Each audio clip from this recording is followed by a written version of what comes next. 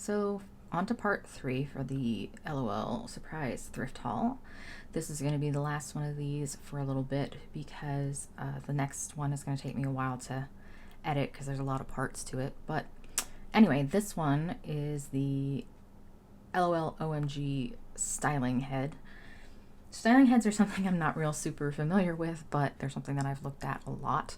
And when I found this one at half price, I decided that I needed to pick it up and give it a try.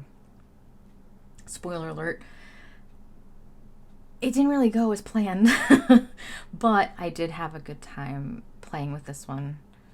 Similar to the last one, I did speed this one up because there are a lot of parts to this thing, and if I didn't, it would take forever. I mean, this could easily be a half-hour video because there's just all of the different hair pieces and everything.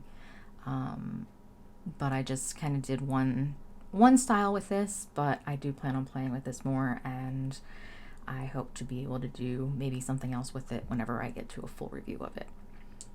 So that's really it for this one. So enjoy the rest of the video.